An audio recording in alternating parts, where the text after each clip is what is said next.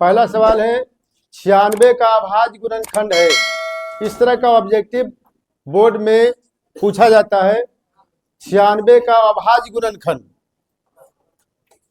तो 96 का हम लोग सबसे पहले अभाज्य गुणनखंड कर लेंगे। बताओ 96 अभाज्य संख्या से ही लगाना है, जिसे 4 से भी हो जाता है 24 चौक 96, लेकिन यहाँ पर 4 से नहीं लगाना है। जब भी लगाना है अभाज्य संख्या से, जैसे कि तुम लोग को बताया 2 अभाज्य, 3 अभाज्य, 5 अभाज्य, 7 अभाज्य, तो जब भी लगाना है तो किससे लगाना है? यहाँ पर 4 से लग रहा है, 12 से लग रहा है, 8 से लग रहा है, 16 से लग रहा है, उन सारे अंकों से जब भी लगाना है किसी। तो यदि अगर हम लोग 2 से लगाएंगे तो 48 होगा, फिर 2 से लगाएंगे 24 होगा, फिर 2 से लगाएंगे 12 होगा, फिर 2 से लगाएंगे 6 होगा, फिर 2 से लगाएंगे 3 होगा। देखा जाए तो यहाँ पर 2 कितने आ गए? 5, यानी 2 पर पावर और गुना 3। तो 96 का अभाज्य गुणनखंड हो गया हमारा 2 पर पावर 5 गुना 3। अब देखा जाए तो इस तरह से कौन है? सी नंबर का, ये ऑप्शन हमारा सही। यदि अगर इसी 96 में पूछ देता 2 का अधिकतम घात कितना है, तो 2 पर घात कितना आया? 3 का अधिकतम घात कितना है? 1। अब इसी में पूछ देता कि मान लो 4 का या 5 का अधिकतम घात कितना है, तो 5 तो इसमें आया नहीं, तो जिसका घात नहीं आवे, जिसका कोई अंक आए ही नहीं, उसका घात क्या हो जाता है? 0। उसका वैल्यू 1 रख सकते हैं हम लोग। तो कभी कभी इसमें इस तरह से भी भुलावा दे करके पूछा जा सकता है, जो अंक उसमें आएगा ही नहीं और उसका घात पूछ दे तो उसका घात क्या लेंगे हम लोग? 0। तो क्या इसको समझ गया? 2 लगातार संख्या का मौसम हमेशा याद रखो। 2 लगातार, जब भी 2 संख्या कोई लगातार ले लिया जाए तो उसका मौसम हमेशा 1 होता है, उसका मौसम। और 2 लगातार सम संख्या लिया जाए तो उसका मौसम 2 हो। ठीक है, हम लोग देख सकते हैं 2 लगातार संख्या यदि अगर ले लेंगे, जैसे 2 और 3 ले लो, 2 और, तो बता दो 2 और 3 में हम लोग देखें तो इसका कॉमन क्या आएगा? 1। हम 3 और 4 ले ले, कॉमन क्या आएगा? यानी जो कॉमन फैक्टर होता है वही एक तरह से मौसो होता है। तो कोई भी 2 लगातार संख्या लेंगे तो उसमें कॉमन क्या आएगा? 1 ही आएगा। तो हमेशा याद रखोगे 2 लगातार संख्या का मौसो 1 होता है और लॉसो जो है उसका गुणनफल के बराबर होता है। ठीक है, तो यदि अगर मान लो 2 लगातार हमको पूछ दे कि 2 लगातार संख्या, 2 लगातार ए और बी है, उसका मौसो क्या होगा और लॉसो क्या होगा? ए गुना बी, है ना। 2 लगातार संख्या का मौसो कितना? 1। और इसी बात को यदि अगर पूछ दे कि 2 लगातार संख्या ए और बी है, उसका मौसो क्या होगा? 1 होगा और लॉसो क्या होगा? ए गुना बी। तो इस तरह से 2 लगातार संख्या पर हमको बिना अंक दिए भी या ए और बी एक्स वाई कुछ कल्पित रूप में मान करके भी पूछा जा सकता है। तो 2 लगातार संख्या का मौसो कितना और लॉसो? संख्या का गुणनफल, संख्या का गुणनफल। यानी संख्या हमको दिया तो ठीक है, उसको गुना कर देंगे, और यदि अगर संख्या ना दिया तो संख्या का गुणनफल लिखेंगे। यदि संख्या हमको मान के ए और बी दे दिया तो उसका गुणनफल के बराबर होगा। और ए और बी का 2 लगातार संख्या हो तो उसका मौसो क्या होगा? ए। तो बता दो एक्स और वाई 2 लगातार संख्या हो तो उसका मौसो क्या होगा? एचसीएफ क्या होगा? HCF highest common factor. चलो ये भी समझ गया। अगला है सबसे छोटी अभाज्य संख्या। तो बता दो, हम बताए थे सबसे छोटी अभाज्य संख्या कौन? सबसे छोटी अभाज्य संख्या और सबसे छोटी यौगिक संख्या 4। सबसे छोटी अभाज्य संख्या 2 और सबसे छोटी यौगिक संख्या। तो सवाल में पूछ रहा है सबसे छोटी अभाज्य संख्या और सबसे छोटी भाज्य संख्या, भाग लगे वाला यौगिक संख्या कौन है? 4। अब कहता है उसका गुणनफल क्या होगा? तो छोटी हो गया हमारा 2 अब बड़ी हो छोटी हो गया भाग लगे वाला 4, इसका गुणनफल कितना हो जाएगा? 8। तो ये ऑप्शन हमारा सही है, इसका ये ऑप्शन सही है ना। आगे देखो 2 या 2 से अधिक अभाज्य संख्या। तो अभाज्य संख्या हमेशा क्या होता है, किसी से भाग लगता नहीं है। तो जो नियम 2 लगातार संख्या के साथ है वही नियम 2 अभाज्य संख्या के साथ है ना। 2 लगातार संख्या कहे या 2 लगातार अभाज्य संख्या कहे। जैसे हम लोग 2 लगातार अभाज्य संख्या यदि अगर ले लें 2 और 3 या 3 और 5, 5 और 7, ये लगातार है अभाज्य संख्या। तो बताओ इसमें कोई कॉमन आता है? जो कॉमन आ जाए भाई उसका एचसीएफ होता है यानी मौसो होता है। तो 2 या 2 से अधिक अभाज्य संख्या का मौसो भी क्या होगा? 1 और गुणनफल वही लॉसो क्या? गुणनफल के बराबर। ठीक, तो बताओ इसका कौन सा ऑप्शन सही होगा? 1। किसी धन पूर्णांक a और b का मौसो, किसी धन पूर्णांक a और b के मौसो क्या होगा? a गुना b कि a प्लस b कि a बटे b कि b बटे। 2 किसी धन पूर्णांक a और b, धन पूर्णांक यानी प्लस वाला, ठीक है। जैसे धन पूर्णांक मान लो हमें को 3 ले लिया है वो 4 ले लिया, इसका मौसो जो हम निकालेंगे मौसो और लॉसो का गुणनफल, तो बता दो मौसो तो इसका 1 हो जाएगा है ना, मौसो क्या हो जाएगा, और लॉसो क्या होगा? गुणनफल। लॉसो क्या होगा? गुणनफल। और गुणनफल होगा तब क्या करेंगे? तो 1 से गुना करने पर कोई अंतर होगा? तो किसके बराबर होगा? a गुना b के बराबर। तो इसका हमारा ये ऑप्शन सही होगा। निम्न में कौन सा युग्म सह अभाज्य संख्या है? तो सह अभाज्य संख्या ऐसी संख्या को कहा जाता है जिसका हम लोग मौसो निकाले और 1 आ जाए, मौसो निकाले 1 आ जाए। जैसे 2 और 3 का मौसो कितना? तो ये दोनों सह अभाज्य संख्या। 3 और 5 मौसो कितना आएगा? 1। क्या होगा ये? सहअभाज्य। तो यहाँ पर देखो 14 और 35, इसमें 7 पहाड़ा से दोनों होता है, तो इसका मौसो क्या निकलेगा? 7। इसका मौसो तो 1 नहीं आया, तो इसलिए ये सहअभाज्य संख्या नहीं। 18 और 25, कोई ऐसा पहाड़ा बताओ जिससे 18 और 25 हो जाए? नहीं, इसका मौसो क्या निकलेगा? 1 निकलेगा। 13 और 52, तो देखो 13 और 13 चौका 52, इसका मौसो 13 हो जाता है। यहाँ 21 और 84, तो 21 चौक 84, तो मौसो किसका 1 आया? बी नंबर का। तो ये हो गया हमारा सहअभाज्य संख्या। ठीक है, जिन 2 संख्याओं का मौसो 1 हो वे दोनों क्या कहलाते हैं? सहअभाज्य संख्या।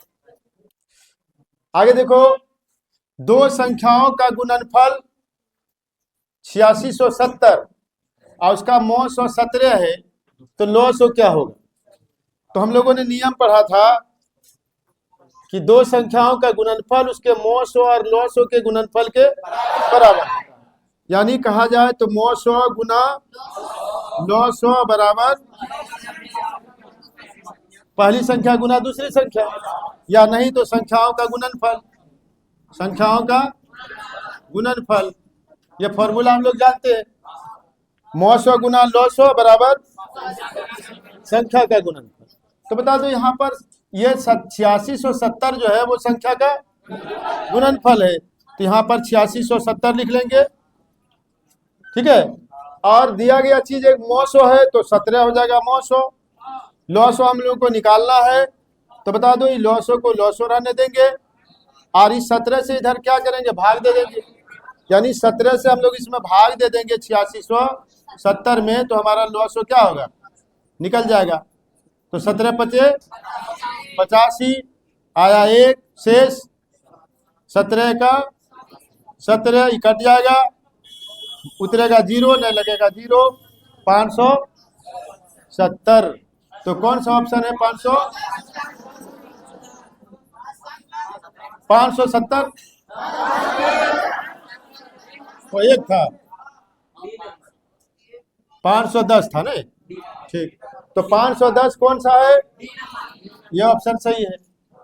अब यदि अगर इसी में दो संख्या का गुणनफल दे करके और 900 दे देगा और 900 निकालने के लिए कहेगा, तो वही नियम, जो 900 देगा उससे गुणनफल में भाग दे देंगे, ठीक है ना।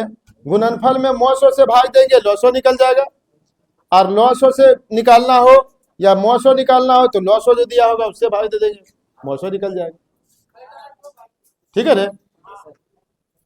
चलो अब आगे देखो, लिखा हुआ P और Q अभाज्य संख्या हो। तो अभी हम समझाए थे कि यदि अगर दो संख्या अभाज्य हो तो उसका 900 कितना निकलता है और 900 कितना निकलता है, 900 गुणनफल के बराबर। तो यहाँ पर P और Q दोनों तो अभाज्य है, और अभाज्य है तो उसका कॉमन एक ही आएगा, और एक ही आएगा तो उसका कौन सही होगा, P होगा, Q होगा, 0 होगा, 1 होगा, यानी ये सही है। और यदि अगर मान लो इसी जगह पर उसका 900 पूछ देता तब उत्तर क्या होता, P गुना Q होता, P गुना Q होता, ठीक है। चलो अगला 9 नंबर का हम लोग देखें, लिखा हुआ है 2x पर पावर 4y स्क्वायर और 4x स्क्वायर y का 900 या एलसीएम क्या होगा। ये 4 में चुनना है कि कौन सा सही ऑप्शन है। तो जैसा देखोगे इसके बारे में, देखो एक 2x पर 4 पावर, y पर 2 पावर, और एक है 4x स्क्वायर y स्क्वायर। तो यदि अगर हम लोग को इसका 900 निकालना हो तो सबसे पहले ये 2 और 4, ये दोनों का पहले हम लोग एलसीएम निकालेंगे, अंक जो रहेगा उसका लघुत्तम निकाल लेना। तो 2 और 4 का हम लोग लघुत्तम निकालेंगे तो कितना आ जाएगा, 4 आएगा, यानी ये दोनों का लघुत्तम हो गया हमारा 4, ठीक। लघुत्तम कितना, 4। और अब बचा हुआ अंग्रेजी अक्षर है, तो अंग्रेजी में तुम लोग को समझाए थे कि जो बड़ा पावर वो 900 और छोटा पावर 900। तो हम लोगों को यहाँ पूछ रहा है 900, तो 900 देखो इसमें x कितने हैं, इसमें कितने हैं, 2 है, तो कौन सा लेना है, 4 वाला लेना है, यानी x पर पावर 4।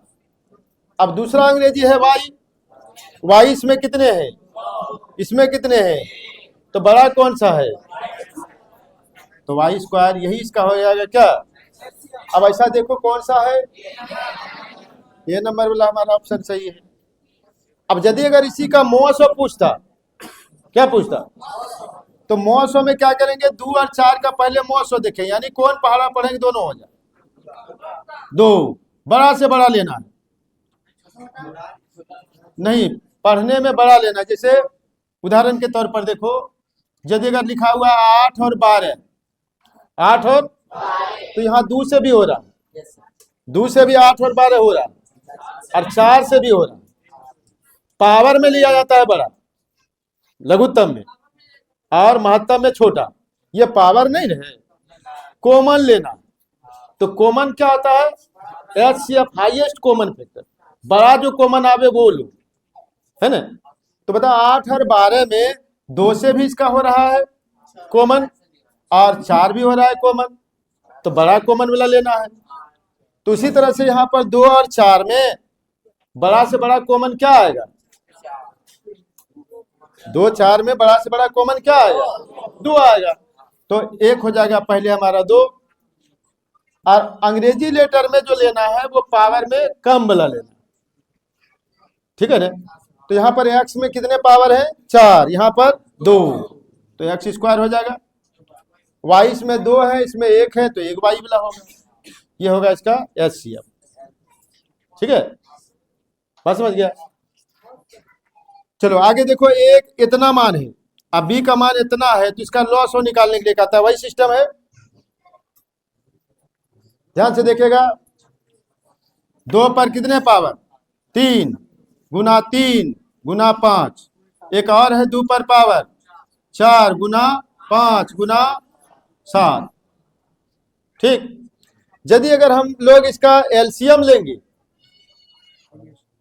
तो पहले देखना है कि कौन सा ऐसा पद है जो दोनों में मिल रहा है।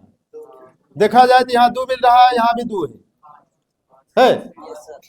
तो अब दोनों मिल रहा है तो एगो 2 लेंगे, लेकिन पावर कौन लेंगे, बड़ा वाला, महत्तम में बड़ा पावर वाला।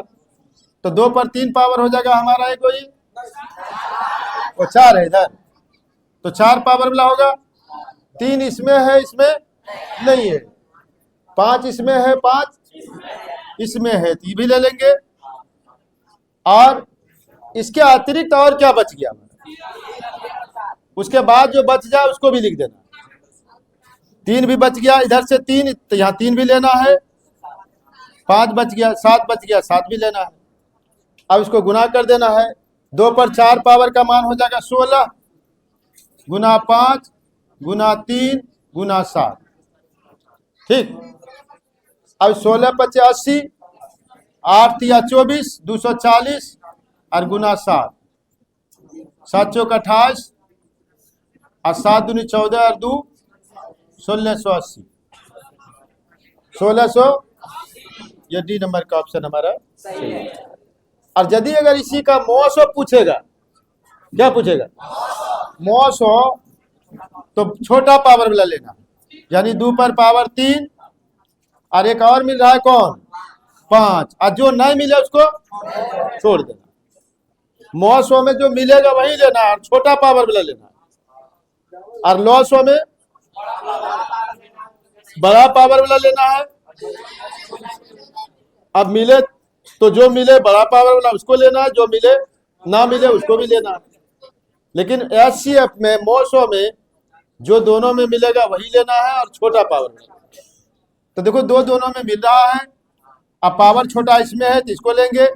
5 दोनों में मिल रहा है तो 5 ले लेंगे, ये 8 हो जाएगा और गुना 5 8 5 40 हो जाएगा। ठीक है, समझ गया। ठीक है, इसी तरह हर रोज हम लोग कम से कम 10 ऑब्जेक्टिव देखते जाएंगे। ठीक है ना।